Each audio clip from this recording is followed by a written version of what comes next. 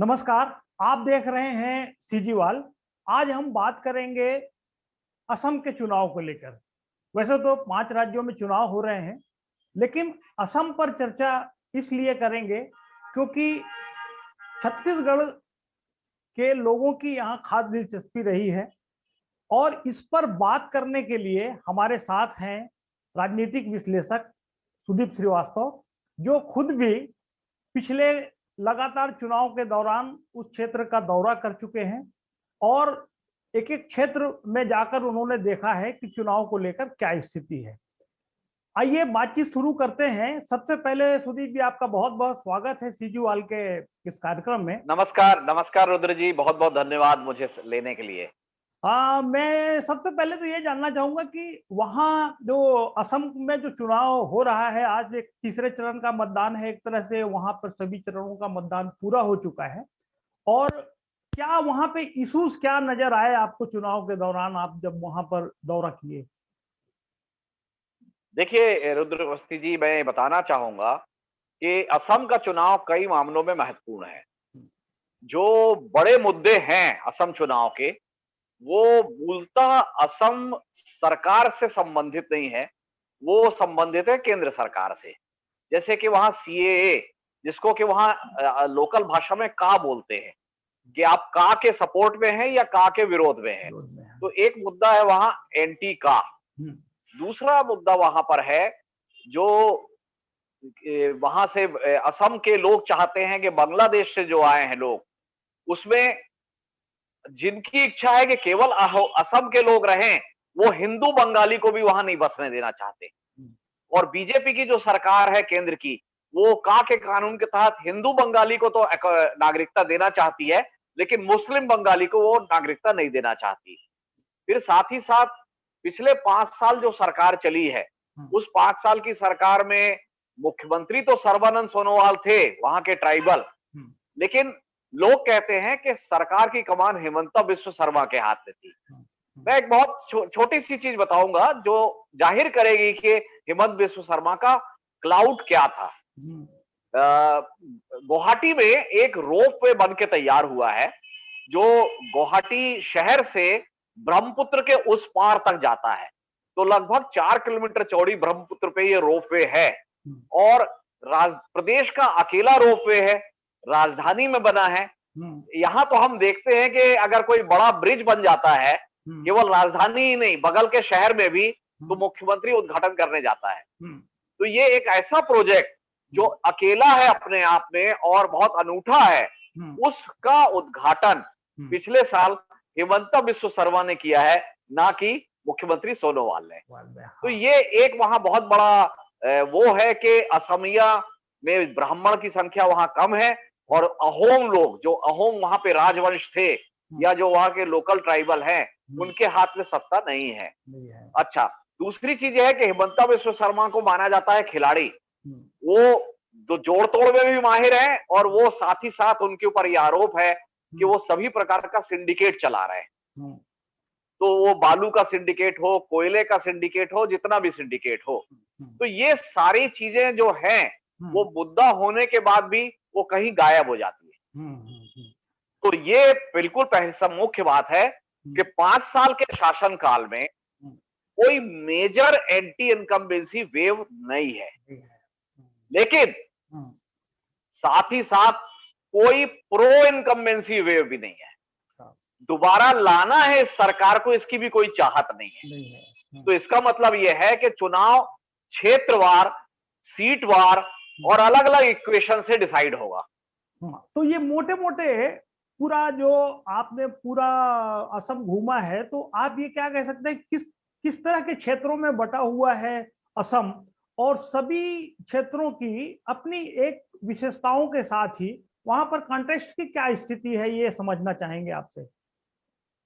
देखिए, असम को मूलतः 3 भागों में बांटा जाता है।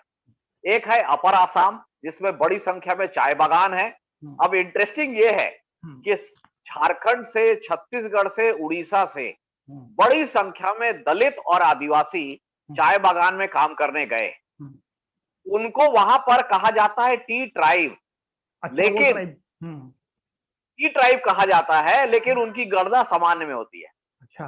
ना वो एससी माने जाते, ना वो एसटी माने जाते। अरे रोजलिना तिर्की, हम्म। तिर्की कहाँ की होगी आप समझ सकते हो, हाँ हाँ हाँ। जशपुर की या गुमला की। वो बिल्कुल। वहां विधायक बन जाती है, लेकिन जनरल सीट से। अच्छा। तो वो ये सारे लोग वहां पर जाने के बाद भी ना आदिवासी है ना एससी है।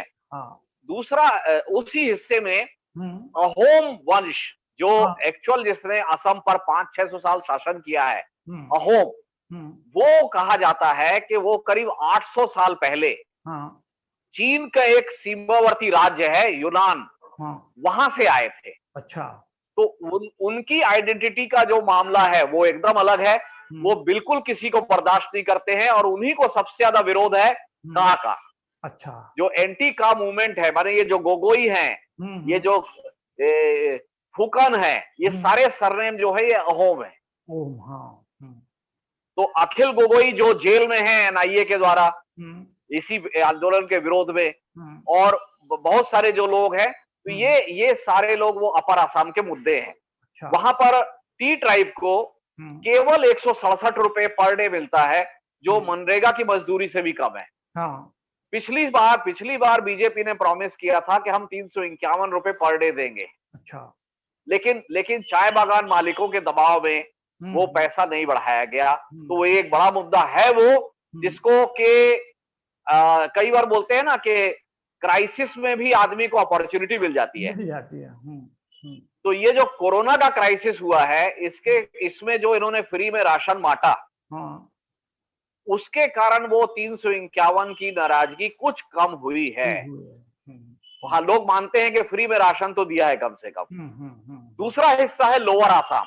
हम्म। लोअर आसाम जो है वो गुवाहाटी से पश्चिम की तरफ है, हम्म। और ज्यादातर उसके जिले हम्म। बंगाल से जुड़े हुए, बांग्लादेश से जुड़े हुए हैं। हम्म। तो वहां की समस्या जो है हम्म। वो बांग्लादेशी मुस्लिमों का और बांग्लादेशी हिंदुओं का आना है। हम्म। वो बहुत बड़ा समस्या। और धुबरी धुबरी जैसे जिला है, हम्म। वहां पे आज 70% मुसलमान है। वाह। ऐसे बहुत से जिले हैं उस पट्टी के जहां 50% से ज्यादा मुस्लिम आबादी हो चुकी है, और उसमें उसमें बांग्लादेशी के आने का सच शामिल है। लेकिन इसी इसी पश्चिमी असम के हम्म। ब्रह्मपुत्र के ऊपर के हिस्से में बोडोलैंड है। हम्म।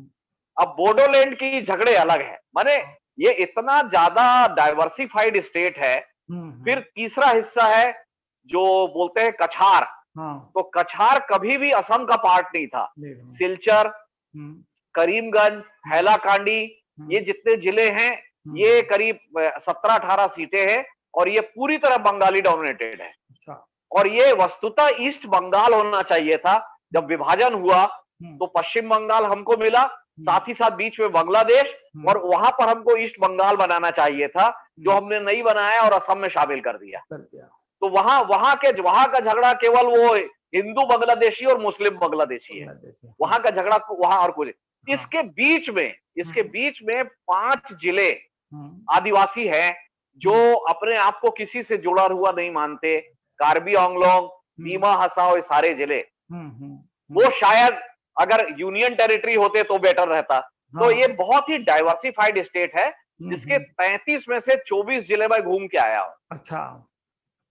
मैं एक बात ये भी जानना चाह रहा था, जब अब मुद्दों की बात अपन करते हैं, अभी के जितने चुनाव होते हैं, एक शब्द बहुत ज्यादा प्रचलन में रहता है, ध्रुवीकरण।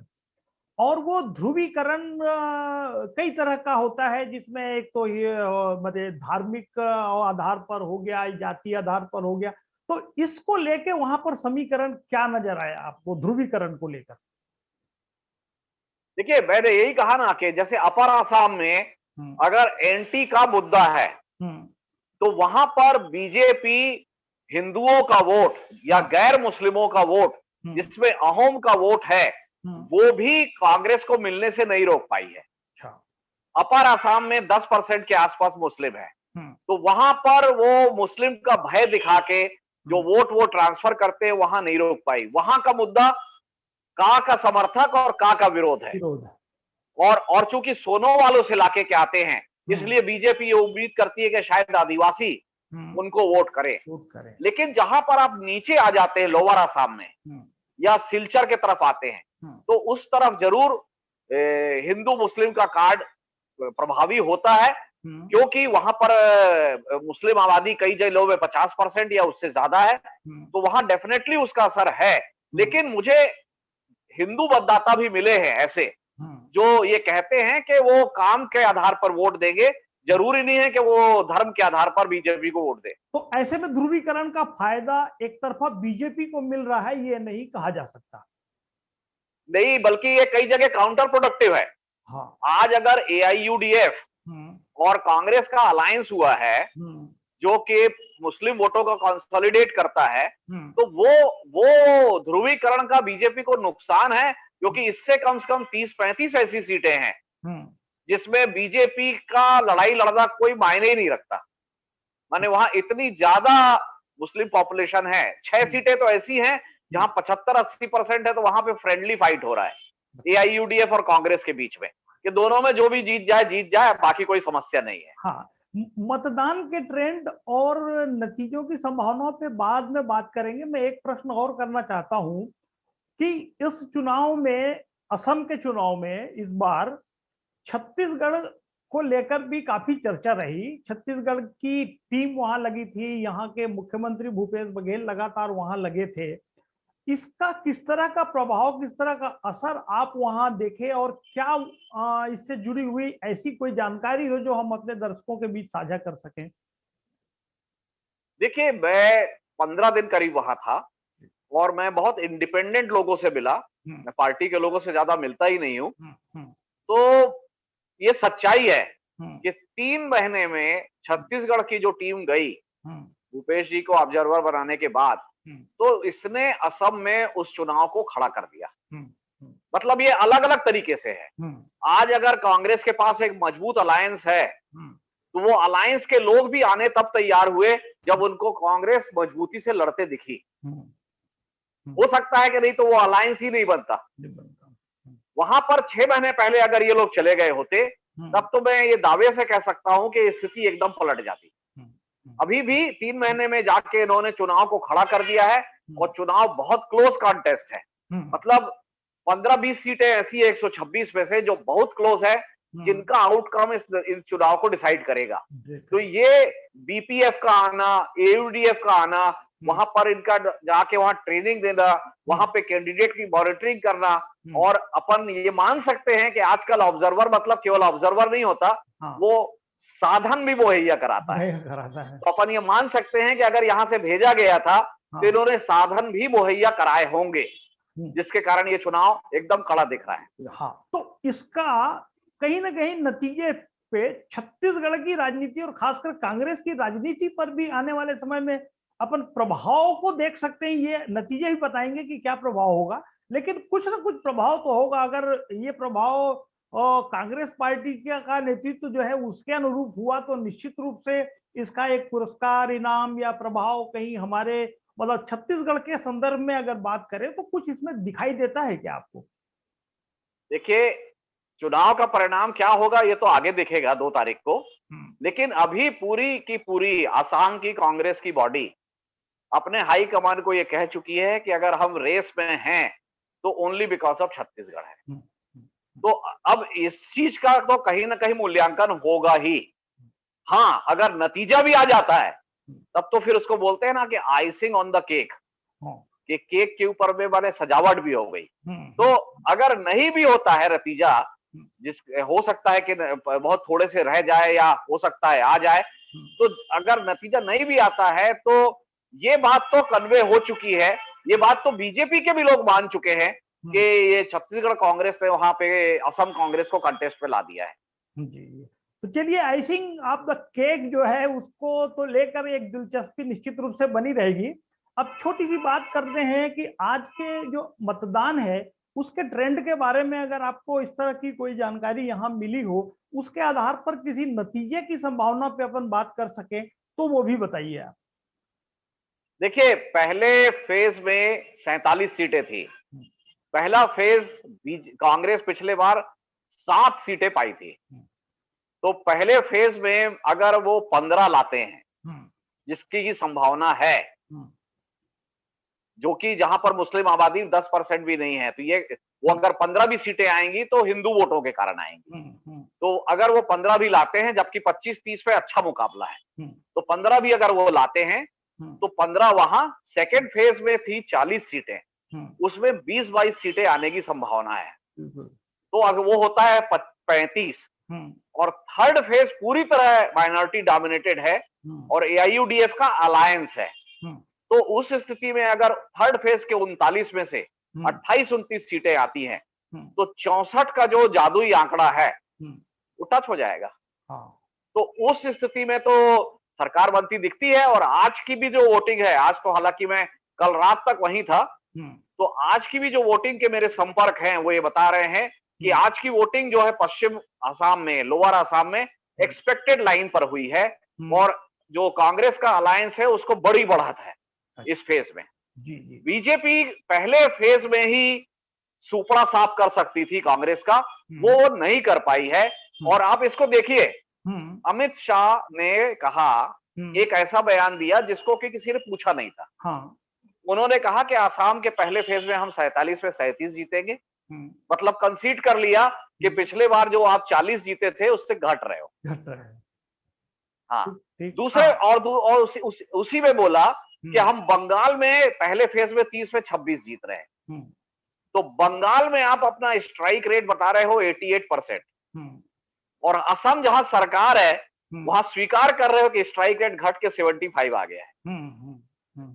तो वो कहीं ना कहीं बता रहा है कि पहला फेज वो जो करना चाहते थे या वो जो कर सकते थे वो नहीं कर पाए हैं, तो दूसरे और तीसरे फेज में उनको स्लाइड होना है, ये वो जानते हैं। तो बहुत इंटरेस्टिंग है। लेकिन मैं अभी भी कहूंगा कि 15-20 सीटें ऐसी हैं जो बोलते ना कि 2000, 3000, 5000, तो वो किस्मत से किधर जाएंगी उस पर डिपेंड करता है। एक आखिरी बात, बोलिए। अखिल गोगोई और रायजोर दल बनाया, जिसका मतलब है जनता दल, रायजोर माने जनता। और उनके एक साथी हैं लुरिन ज्योति गोगोई, उन्होंने बनाया असम जाति परिषद। ये दोनों पार्टियां कहने के लिए बीजेपी के कट्टर विरोधी हैं।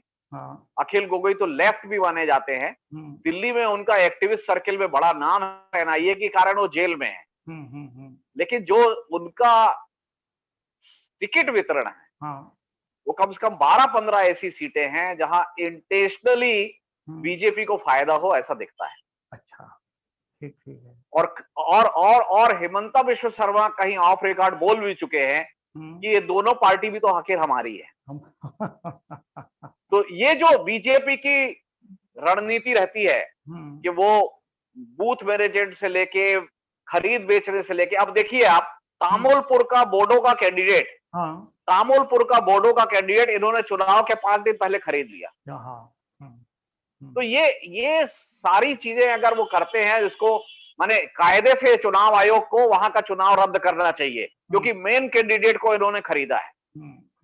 इससे ज्यादा बड़ा क्या उदाहरण होगा धन बल के प्रयोग का? बिल्कुल। लेकिन नहीं हो रहा है।